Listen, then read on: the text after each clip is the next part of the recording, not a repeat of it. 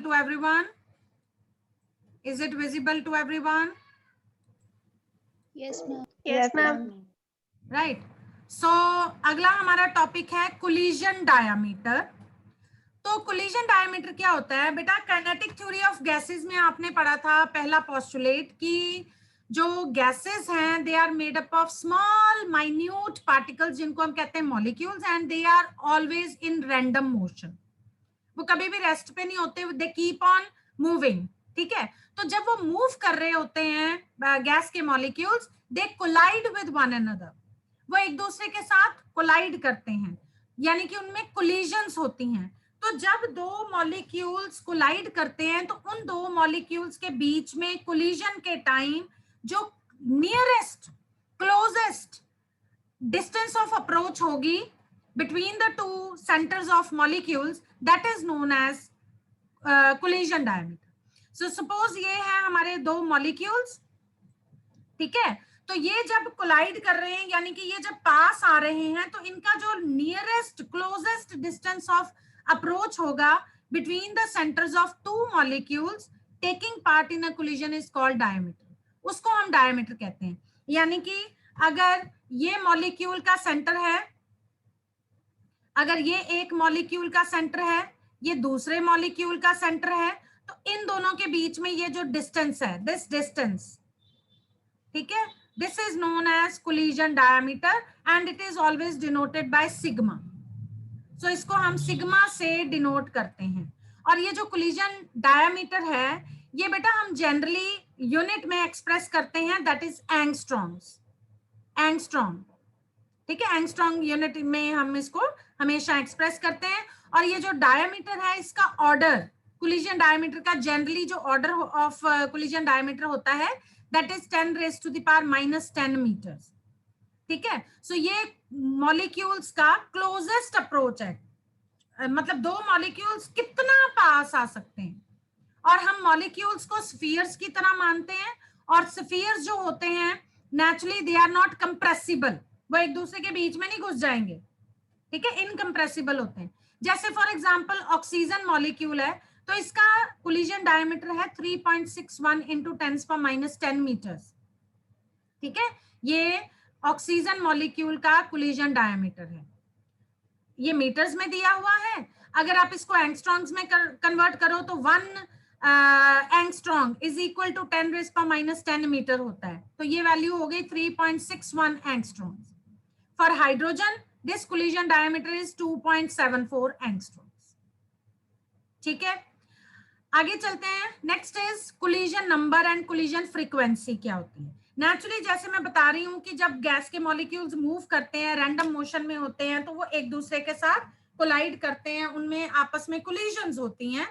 तो एक सेकंड में कितनी बार मॉलिक्यूल दूसरे मॉलिक्यूल्स के साथ कोलाइड करता है that is known as collision number. ठीक है, so according to kinetic theory of gases, KTG का मतलब है kinetic theory of gases. so ये जो गैस मॉलिक्यूल्स हैं ये कॉन्स्टेंटली मूव करते हैं डिफरेंट डायरेक्शंस में, डिफरेंट वेलोसिटीज के साथ, and they keep on colliding with one another. तो ये जो नंबर ऑफ कोलिजन्स हो रही हैं, ठीक है, एक सिंगल मॉलिक्यूल दूसरे मॉलिक्यूल्स के साथ करता है कोलिजन्स एक सेकंड में, that is known as collision number. उसको हम कोलिजन नंबर बोलेंगे. ठीक है, कि एक सेकंड में एक सिंगल मॉलिक्यूल कितने और मॉलिक्यूल्स के साथ कोलाइड कर रहा है, कितने टाइम कोलाइड कर रहा है, कितने नंबर, कितनी बार कोलाइड कर रहा है, that is known as collision number. ठीक है, और कोलिजन फ्रीक्वेंसी क्या होती है? कोलिजन फ्रीक्वेंसी होती है the number of collisions which takes place in 1 second with other molecule in 1 cm³ of gas. यानी कि जब हमने कोलिजन फ्रीक्वेंसी बोलना है तो हम देखेंगे कि एक सेकंड में एक मॉलिक्यूल दूसरे मॉलिक्यूल्स के साथ 1 cm³ ऑफ गैस में कितनी बार कोलाइड कर रहा है. अगर सिर्फ हम एक सेकंड में लेंगे पूरे कंटेनर में वो कितनी बार कोलाइड कर रहा है, दैट इज कोलिजन नंबर. लेकिन 1 cm³ वॉल्यूम ऑफ गैस में एक सेकंड में अगर कोई मॉलिक्यूल कोलाइड करता है तो उसके जितनी नंबर ऑफ कोलिजन्स होंगी that is known as collision frequency, उसको हम कहेंगे, this is known as collision frequency. I hope it is clear, दोनों में कोई कंफ्यूजन तो नहीं? Is it clear? Yes ma'am. Yes ma'am. ठीक है, तो Yes. 1 सेकेंड में एक मॉलिक्यूल दूसरे मॉलिक्यूल्स के साथ कितनी बार कोलाइड करता है, कितने नंबर ऑफ टाइम्स कोलाइड करता है, दैट इज कोलिजन नंबर। और वही मॉलिक्यूल अगर 1 centimetre cube volume of gas में हम देखें तो वो हो जाएगी उसकी कोलिजन फ्रीक्वेंसी। ठीक है, अब आती है इसकी डेरिवेशन। अभी 33 बच्चे थे, अभी 32 हो गए हैं, मैं स्क्रीनशॉट लेने लगी थी।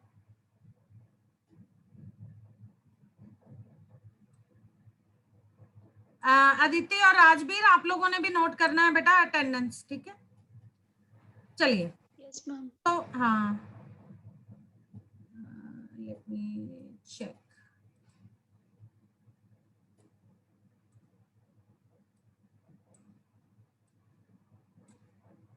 एक बार मैं देख लेती हूँ कितने बच्चे हैं। राइट, फिर सबने कैमरास ऑफ कर रखे हैं, ये पता नहीं आप लोगों को क्या प्रॉब्लम है, आई डोंट नो।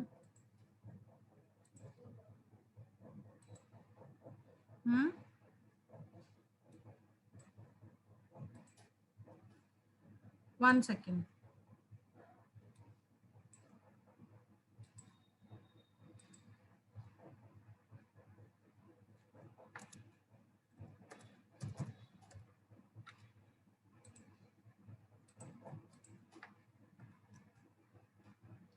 हाँ जी, राइट। सो अब हम करते हैं इसकी डेरिवेशन, कोलिजन फ्रीक्वेंसी की डेरिवेशन। सो अगर हम काइनेटिक थ्योरी ऑफ गैसेस के बेसिस पे देखें तो collision number of gas containing n molecules per centimetre cube is given by this formula. Number of collisions जो हैं, एक मॉलिक्यूल, सॉरी n मॉलिक्यूल्स, एक मॉलिक्यूल नहीं, n molecules, n number of molecules 1 centimetre cube में, यानी कि पर centimetre cube में नंबर ऑफ कोलिजन्स गैस की is given by this formula. और इस फॉर्मूला का ये फॉर्मूला है NC। NC का मतलब है कोलिजन नंबर, ठीक है? C ने लिखा है कोलिजन के लिए। It is equal to √2 pi v sigma square n, √2 pi v sigma square n। √2 तो कांस्टेंट है, पाई भी कांस्टेंट है। v जो है that is average velocity of gas molecule, gas molecules की हमने एवरेज वेलोसिटी लेनी है। सिग्मा इज कोलिजन डायमीटर, या आप इसको मॉलिक्यूलर डायमीटर भी बोल सकते हैं। कोलिजन डायमीटर या मॉलिक्यूलर डायमीटर जो सेंटीमीटर्स में होता है, ठीक है? अब हम कंसीडर करते हैं एक सिलेंडर। ये एक सिलेंडर है, ये मैंने हाथ से बनाया था डायग्राम, ये जो है वो क्या कहते हैं, पिक्चर है, ठीक है? राइट। सो हम एक सिलेंडर में कंसीडर करते हैं मॉलिक्यूल ए जो कि एक पर्टिकुलर डायरेक्शन में मूव कर रहा है। फॉर एग्जांपल ये मॉलिक्यूल है ए और ये पर्टिकुलर डायरेक्शन में मूव कर रहा है, ठीक है? With average velocity v centimetre in 1 second, v centimetre पर सेकेंड के वेलोसिटी के स्पीड से ये मूव कर रहा है, ठीक है? अगर हम ये सपोज करें कि सिर्फ ओ जो ए मॉलिक्यूल है सिर्फ वही मूव कर रहा है और बाकी सारे मॉलिक्यूल जो हैं they are stationary, stationary means they are at rest, ठीक है? तो ए मॉलिक्यूल जो है it will collide with all molecules whose center lie within the cylinder of length v centimetre. तो ए मॉलिक्यूल उन सभी मॉलिक्यूल्स के साथ कोलाइड करेगा जिनका सेंटर सिलेंडर के बीच में लाई करता है। जो सिलेंडर से बाहर है नेचुरली वो उनके साथ तो कोलाइड करेगा ही नहीं। तो जिनके ए मॉलिक्यूल कोलाइड करेगा जिन मॉलिक्यूल्स का सेंटर सिलेंडर के लेंथ v सेंटीमीटर के अंदर लाई करेगा, राइट? और ये सिलेंडर का जो लेंथ है दैट इज v सेंटीमीटर लंबा है। और ये जो आप जो सिलेंडर का विड्थ देख रहे हो इसका डायामीटर, ठीक है, यानी कि इसका रेडियस अगर लें तो इट इज सिग्मा। तो डायामीटर कितना हो जाएगा? It is 2 sigma, right? So radius of the cylinder is, जो गोल वाला सरफेस है उसका रेडियस जो है that is equal to molecular diameter या कोलिजन डायमीटर जिसको हम कहते हैं सिग्मा। ठीक है, तो वॉल्यूम ऑफ सिलेंडर कितना होगा? वॉल्यूम का फॉर्मूला क्या होता है, कौन बताएगा? नॉन मेडिकल के students, what is the volume of cylinder? Ma'am pi r square h, pi हाँ, r pi r square L या एच, या एच कह लो या एल कह लो। Yes, so volume of cylinder यहां इसके हिसाब से क्या हो जाएगा, पाई आर की जगह हम लेंगे सिग्मा स्क्वायर, क्योंकि रेडियस ऑफ सिलेंडर जो है हमने ले रखा है सिग्मा। ठीक है, और v क्या है, that is the length of the cylinder, this is v centimetre. ठीक है, या यहाँ पे देख लो, so this is the v centimetre, right? So volume of the cylinder is pi sigma square v। Now अगर n नंबर ऑफ मॉलिक्यूल्स हैं present in cylinder, suppose करते हैं कि n मॉलिक्यूल सिलेंडर में प्रेजेंट है, फिर वॉल्यूम क्या हो जाएगा, फिर वॉल्यूम n से मल्टीप्लाई कर दीजिए, पाई सिग्मा स्क्वायर v n। ठीक है, राइट? नाउ एक जो नंबर ऑफ कोलिजन्स हो रही हैं 1 सेकेंड में, that is given by this formula, that is pi sigma square v n. हम लोगों ने पहले भी फॉर्मूला देखा है कि number of collision is given in 1 second is given by this formula, pi sigma square v n. ठीक है, नेचुरली उसका जो क्या कहते हैं, ये जो वॉल्यूम है सिलेंडर का, that will be equal to the number of collisions in 1 second. So ये फॉर्मूला हो गया, राइट? लेकिन जो मॉलिक्यूल्स हैं वो आपस में टकरा रहे हैं, उनकी कोलिजन्स हो रही हैं, राइट? तो उनकी कोलिजन्स हमने लेनी है, उसकी वेलोसिटी भी लेनी है, दैट इज रिलेटिव वेलोसिटी। ठीक है, तो रिलेटिव वेलोसिटी जब मॉलिक्यूल्स आपस में कोलाइड करेंगे तो उनकी रिलेटिव वेलोसिटी कितनी हो सकती है, वो डिपेंड करता है उनकी डायरेक्शन ऑफ कोलिजन के ऊपर। अगर कोई दो मॉलिक्यूल इस तरह से साइड बाय साइड टकरा रहे हैं तो उसकी रिलेटिव वेलोसिटी 0 होगी। अगर वो हेड ऑन कोलाइड कर रहे हैं, इधर से आ रहा है मॉलिक्यूल, इधर से आ रहा है मॉलिक्यूल, तो उसकी रिलेटिव वेलोसिटी 2v होगी।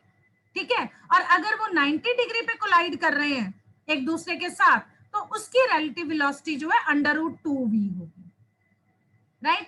तो ये माना जाता है कि सपोज कर लेते हैं कि जो मॉलिक्यूल्स जो हैं वो 90 डिग्री पे कोलाइड कर रहे हैं, तो नेचुरली उसकी रिलेटिव वेलोसिटी कितनी होगी, √2v। ठीक है, राइट? तो हम ये जो वेलोसिटी v है इसकी जगह पे हम रिलेटिव वेलोसिटी लेंगे √2v। So put this value instead of v। तो अब हमारे पास आ गया number of collisions is equal to √2 pi sigma square v n। So this is the formula of number of collisions. ठीक है, अब क्योंकि जो नंबर ऑफ कोलिजन्स हो रही हैं, ठीक है, which all n molecules will undergo in 1 second। अब ये तो है नहीं कि एक ही मॉलिक्यूल कोलाइड कर रहा है, बाकी मॉलिक्यूल्स कोलाइड नहीं कर रहे। उस सिलेंडर में n मॉलिक्यूल्स हैं, तो नेचुरली वो n मॉलिक्यूल्स भी तो कोलाइड करेंगे ना।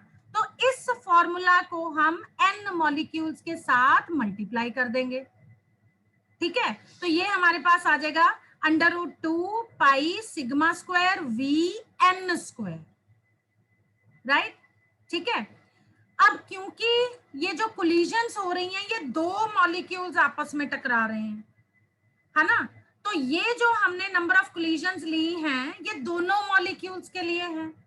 तो नेचुरली जो दो मॉलिक्यूल्स कोलाइड कर रहे हैं तो नंबर ऑफ कोलिजन जो है इट शुड बी 1/2, आधी होनी चाहिए, क्योंकि हम दोनों मॉलिक्यूल्स की ले रहे हैं, राइट? तो उसको हम क्या करेंगे, 1/2 से डिवाइड कर देंगे, हाफ लेंगे यानी कि।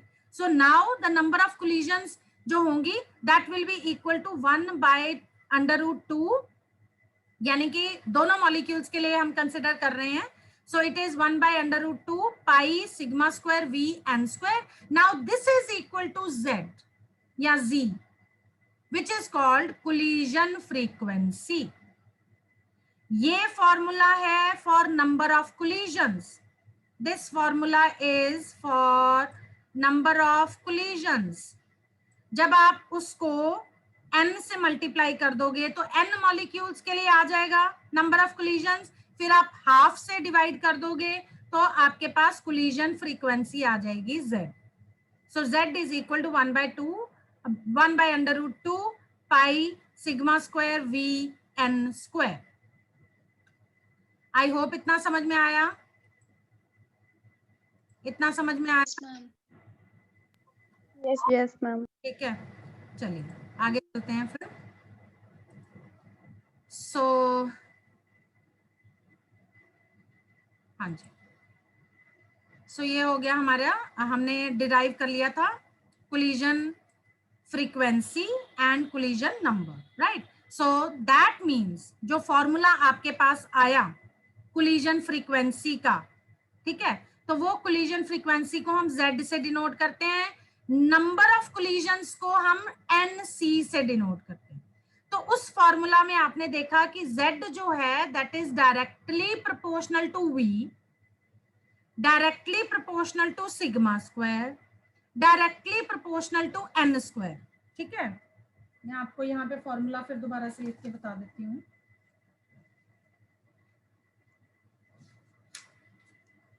सो Z इज इक्वल टू, ये था हमारे पास 1/√2 पाई V sigma square N square, ये फॉर्मूला था। तो इस फॉर्मूला में आप ध्यान से देखिए, जो Z है यानी कि कोलिजन फ्रीक्वेंसी है, it is directly proportional to V, it is directly proportional to V, it is directly proportional to sigma square, sigma square means collision diameter या मॉलिक्यूलर डायमीटर, एक ही बात है, and it is directly proportional to number of molecules, square of number of molecules, ठीक है? अब according to kinetic theory, ये जो एवरेज काइनेटिक एनर्जी होती है इसका फॉर्मूला है √8RT/πm, ये हम ऑलरेडी कर चुके हैं, मॉलिक्यूलर वेलोसिटीज में हमने ये सारे फॉर्मूलाज पढ़े थे। सो ये एवरेज वेलोसिटी का फॉर्मूला है √8RT/πm। Now put the value of V in this equation, ठीक है? सो ये जो फिफ्थ इक्वेशन की वैल्यू है, इसको फोर्थ इक्वेशन जो पीछे हमने की है ये वाली, इसमें यहाँ पे पुट कर दो। तो जब आप यहाँ पे पुट करोगे ये आ जाएगा Z is equal to 1/√2 pi 8RT/πm raise to the power 1/2, क्योंकि ये स्क्वायर रूट है तो स्क्वायर रूट की पावर 1/2 होती है। स्क्वायर रूट लिख लो, चाहे इसको स्क्वायर रूट में लिख लो चाहे 1/2 पावर में लिख लो, सिग्मा स्क्वायर N स्क्वायर। तो जब आप इसको सॉल्व करोगे ये आंसर आएगा Z या Z is equal to 2 sigma square N square √πRT/m। I hope ये आप लोगों को सॉल्व करना आता होगा। यहाँ पे ये √8 है, ठीक है, बाकी सारी चीजें देखो अंडर रूट में है, RT/πm। 8 का अंडर रूट क्या होता है? 8 का अंडर रूट होता है 2/√2। तो जब आप इसको 1/√2 से मल्टीप्लाई कर रहे हो, 2 से 2 कट गया और यहाँ पे 2 आ गया, बाकी सारा आपके सामने, ठीक है? अब इस फॉर्मूला के हिसाब से आप ध्यान से देखिए कि ये जो कोलिजन फ्रीक्वेंसी है it is directly proportional to Z, it is directly proportional to absolute under root of absolute temperature, and it is directly proportional to under root pressure, ठीक है? आप कहोगे इस फॉर्मूला में तो प्रेशर है ही नहीं, ये मैडम कहां से प्रेशर बता रही है? क्योंकि अगर हम आइडियल गैस इक्वेशन सपोज करें तो आइडियल गैस इक्वेशन क्या होती है? PV is equal to RT for 1 mole. तो जहां पे RT लिखा हुआ है, RT की जगह आप PV भी तो ले सकते हो और वो भी तो अंडर रूट में आएगा, right? So collision frequency is directly proportional to under root of absolute temperature, absolute temperature means temperature in Kelvin, and it is directly proportional to under root P यानी कि प्रेशर ऑफ द गैस, ठीक है? सो इसके बाद साथ में ही लगता है वो क्वेश्चन ये भी पूछ सकता है आपसे कि what is the effect of temperature and pressure on collision frequency, ठीक है? या explain the effect of temperature and pressure on collision frequency. तो यहाँ पे आप बताओगे कि जैसे जैसे टेम्परेचर इंक्रीज करेगा average velocity of gas molecule increases.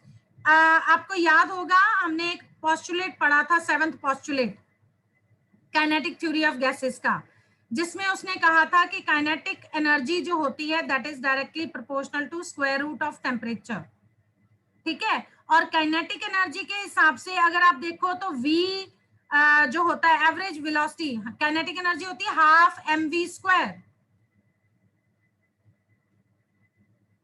ठीक है, directly proportional to absolute temperature, ठीक है। तो वेलोसिटी भी जो है that is directly proportional to temperature,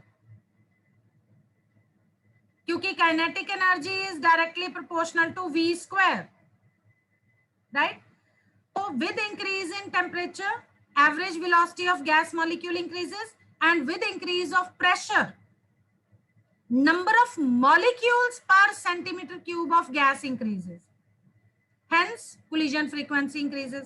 बेटा इस चीज को फिर से ध्यान से समझो, अगर आप टेम्परेचर इंक्रीज करते हो, ठीक है, अगर आप टेम्परेचर इंक्रीज करते हो तो टेम्परेचर इंक्रीज करने से क्या होगा, गैस के मॉलिक्यूल्स की एवरेज वेलोसिटी इंक्रीज होगी, एवरेज वेलोसिटी इंक्रीज होगी तो कोलिजन्स भी इंक्रीज होंगी, उतना नंबर ऑफ कोलिजन्स इंक्रीज होंगी, नंबर ऑफ कोलिजन्स इंक्रीज होंगी तो naturally collision frequency will increase, ठीक है। इसी तरह से अगर आप प्रेशर इंक्रीज करते हो, प्रेशर इंक्रीज किया मींस, एक मिनट, प्रेशर इंक्रीज करते हो, प्रेशर इंक्रीज करोगे तो क्या होगा, देखो मेरे हाथ को देखो, प्रेशर इंक्रीज किया तो वॉल्यूम को क्या हो रहा है, गैस के वॉल्यूम को क्या, आप डेंसिटी बढ़ा रहे हो, डेंसिटी बढ़ा रहे हो आप, डिक्रीज हो रही है। Volume I am not speaking of volume of gas increase हो रहा है बेटा। जब आप गैस का प्रेशर इंक्रीज कर रहे हो, volume of gas decreases, volume decrease हो रहा है। तो जब वॉल्यूम डिक्रीज होगा, उस वॉल्यूम के अंदर जो number of molecules per centimetre cube हैं, ठीक है, वो शेयर करती हूं मैं फिर दोबारा से, मॉलिक्यूल्स, नंबर ऑफ मॉलिक्यूल्स जो है गैस के वो इंक्रीज होंगे नेचुरली, 1 सेंटीमीटर क्यूब के अंदर जो नंबर ऑफ मॉलिक्यूल्स हैं वो इंक्रीज होंगे, तो उनमें कोलिजन्स भी इंक्रीज होंगी, पास आ गए मॉलिक्यूल्स तो उनमें कोलिजन्स बढ़ेंगी तो फ्रीक्वेंसी बढ़ेगी। Is it clear? I hope it is clear to everyone. Yes ma'am. Yes. ठीक है, तो with increase in temperature average velocity increase होती है, एवरेज वेलोसिटी इंक्रीज होगी, कोलिजन्स इंक्रीज होंगी, नेचुरली कोलिजन फ्रीक्वेंसी भी इंक्रीज होगी, प्रेशर इंक्रीज होगा तो नंबर ऑफ वॉल्यूम डिक्रीज होगा तो number of molecules per centimetre cube of gas increase होंगी, कोलिजन्स इंक्रीज होंगी, कोलिजन फ्रीक्वेंसी इंक्रीज होगी, ठीक है। सो अंडर ऑर्डिनरी कंडीशंस जो कोलिजन फ्रीक्वेंसी है it is of the order of 10 raised to the power 25 to 10 raised to the power 28 per centimeter cube per second. I hope it is clear to everyone. Is it clear to everyone? Yes, ma'am. ठीक है, Yes, ma'am. ये है mean free path. Mean free path क्या होता है बेटा, इनके ऊपर क्वेश्चंस आ जाते होते हैं, they are very very important. What do you mean by collision diameter, explain this collision number and collision frequency, what is the difference between collision number and collision frequency, what is the effect of temperature and pressure on collision frequency, so all these questions are very important, please write it down for assignment, ठीक है। उसके बाद अब हम आएंगे mean free path कि what is mean free path, ठीक है। अब देखो फिर से वही बात कि गैस के मॉलिक्यूल्स जो हैं वो रैंडम मोशन में होते हैं हमेशा और वो एक दूसरे के साथ टकराते रहते हैं, ठीक है, एक दूसरे के साथ टकराते रहते हैं। जैसे फॉर एग्जांपल आप लोगों ने अपने कमरे में अगर कहीं से रोशनी आती हुई देखी हो, बीम ऑफ लाइट देखी हो अंधेरे कमरे में या जहाँ पे थोड़ा सा डार्क होता है और वहां से कहीं से छोटी सी जगह से रोशनी आ रही है आपके कमरे में, तो अगर आप उसको ध्यान से देखो उसमें कितने सारे डस्ट पार्टिकल्स होते हैं, ठीक है, उनको ध्यान से देखिए आप, तो डस्ट पार्टिकल्स एक दूसरे के साथ टकरा रहे हैं, कोई इधर जा रहा है, कोई इधर जा रहा है, कोई उसके साथ टकरा रहा है, एक जिगजैग सी उसकी मूवमेंट होती है जिसको हम ब्राउनियन मूवमेंट भी बोलते हैं, कोलाइडल पार्टिकल्स में, ठीक है। तो हर जो मॉलिक्यूल है वो दूसरे मॉलिक्यूल के साथ टकराने से पहले एक डिस्टेंस ट्रेवल करता है, ठीक है। उस डिस्टेंस को कहते हैं free path, that distance is known as free path. For example, अगर ये एक मॉलिक्यूल है, ठीक है, ये एक मॉलिक्यूल है, ये दूसरा मॉलिक्यूल है, राइट। तो ये मॉलिक्यूल इस मॉलिक्यूल से कोलाइड करने से पहले एक डिस्टेंस ट्रेवल कर रहा है, this distance is known as free path, free, ठीक है। और जब ये मतलब कि अगर हम इसके पूरा डिस्टेंस का मीन ले लें जो इसने दो सक्सेसिव कोलिजन्स के बीच में ट्रेवल किया है, that is known as mean free path. Successive, successive मतलब वो कोलिजन होनी चाहिए, ये नहीं बिना टकराए वो वहां तक पहुंच गया, ठीक है। So the distance travelled by a molecule before colliding with another molecule is called free path, and the mean distance, mean मतलब एवरेज, सारी उसकी जो उसने डिस्टेंस ट्रेवल की है उन सबका मीन ले लो, travelled by a molecule between any two successive collisions is called mean free path. तो यहां से लेके यहां तक जो इसने डिस्टेंस ट्रेवल किया है ये इसका मीन फ्री पाथ होगा। Is it clear? Is it clear? Yes, ma'am. ठीक है, राइट। चलिए, सो ये जो एवरेज या मीन एक ही बात है। सो ये जो एवरेज डिस्टेंस है travelled by a molecule between two successive collisions is mean free path, जिसको हम स्मॉल एल से डिनोट करते हैं, ठीक है।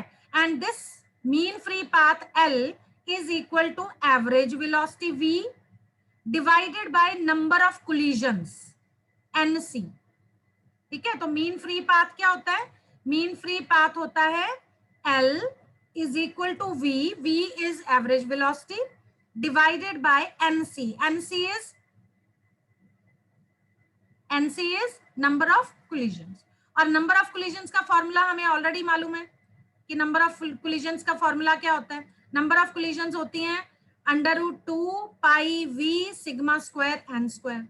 तो अगर आप यहाँ पे इसकी वैल्यू पुट कर दो एनसी की, यहाँ पे हमने इसकी वैल्यू पुट कर दी तो v से v कैंसिल हो गया, राइट। और ये हमारा फॉर्मूला बच गया L is equal to 1 by √2 pi sigma square n square. So this is the formula for mean free path, ठीक है, which is the average distance travelled by a molecule between two successive collisions.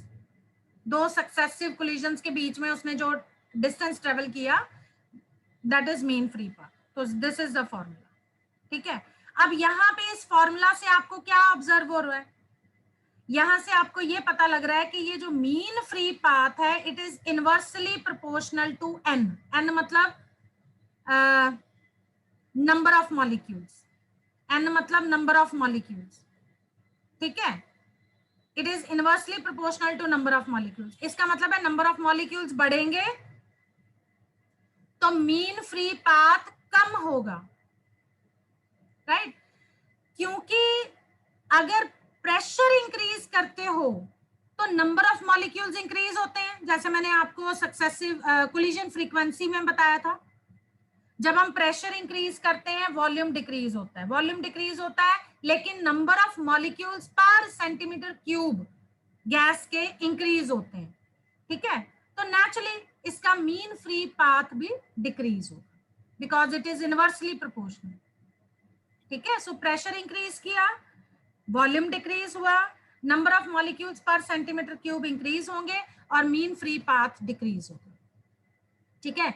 इसके अलावा जो mean free path है it is inversely proportional to collision diameter, square of collision diameter. इसका मतलब है जितना मॉलिक्यूल्स का कोलिजन डायामीटर ज्यादा होगा उसका मीन फ्री पाथ उतना कम होगा, जितना कोलिजन डायमीटर कम होगा उतना मीन फ्री पाथ ज्यादा होगा। So greater the size of molecule shorter is the mean free path, ठीक है। एंड तीसरा L does not depend upon average velocity of gas molecules.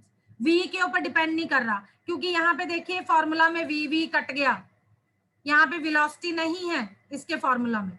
That means mean free path जो है that does not depend upon average velocity of gas molecules.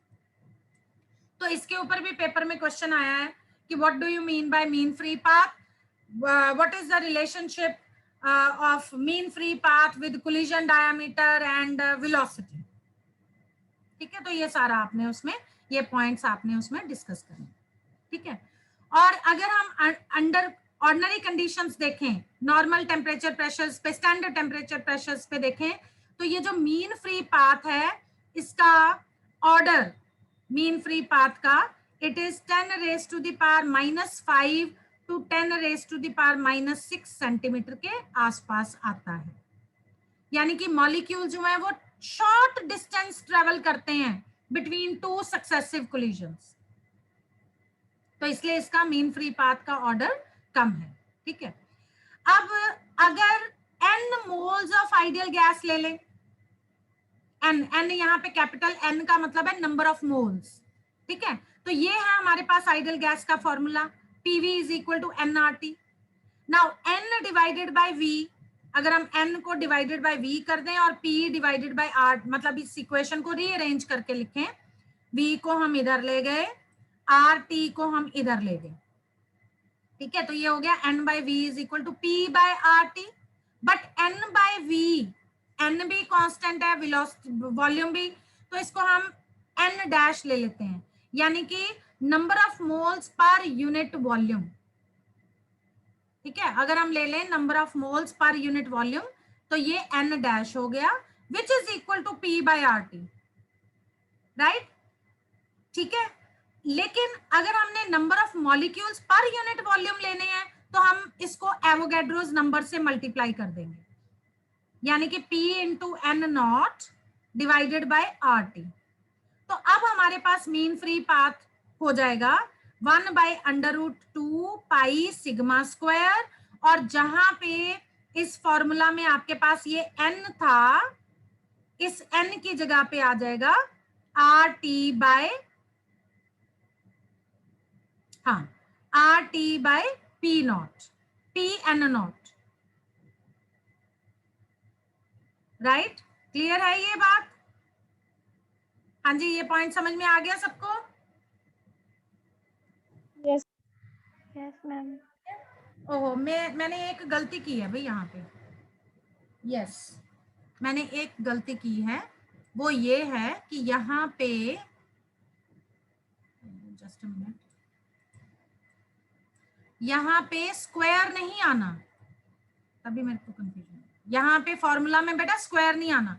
It is NC is equal to √2 pi V sigma square n, not n square. n square हमने collision frequency के case में किया था, तो यहाँ पे भी n नहीं आएगा, यहाँ पे भी n नहीं आएगा, तभी मुझे थोड़ा सा डाउट लग रहा था. सो यहाँ पे आपने n की जगह पे ये वैल्यू पुट कर दी PN नॉट बाय RT, क्योंकि n डिनोमिनेटर में है तो नेचुरली आपका रेसिप्रोकल हो जाएगा ना. जब आप इस वैल्यू को यहाँ पुट करोगे तो PN नॉट यहाँ डिनोमिनेटर में पुट करोगे, RT ऊपर चला गया. ठीक है, तो ये एक और फॉर्मूला बन गया in terms of this pressure and temperature, कि मीन फ्री पाथ का क्या इफेक्ट होगा, सॉरी, टेम्परेचर और प्रेशर का क्या इफेक्ट होगा on mean free path. So number of molecules पर यूनिट वॉल्यूम, ये बेटा है नंबर ऑफ मोल्स. अगर आपने नंबर ऑफ मोल्स लिखने हैं फिर यहाँ पे n नॉट नहीं लिखोगे. अगर आपने नंबर ऑफ मॉलिक्यूल्स पर यूनिट वॉल्यूम बताना है तो फिर n नॉट एवोगैड्रोस नंबर से मल्टीप्लाई कर दोगे. सो ये हो गया RT बाय PN नॉट. अब फॉर्मूला हो गया 1/√2 pi sigma square RT by PN naught. ठीक है, n naught is Avogadro's number. अब इसके हिसाब से अगर आप ध्यान से देखिए तो मीन फ्री पाथ जो है that is inversely proportional to pressure, but it is directly proportional to temperature. हाँ जी, I hope it is clear to everyone. हाँ जी, it is clear? Yes, ma'am. चलिए आगे चलते हैं फिर. सो इसके बेसिस पे अब है न्यूमेरिकल्स. ठीक है।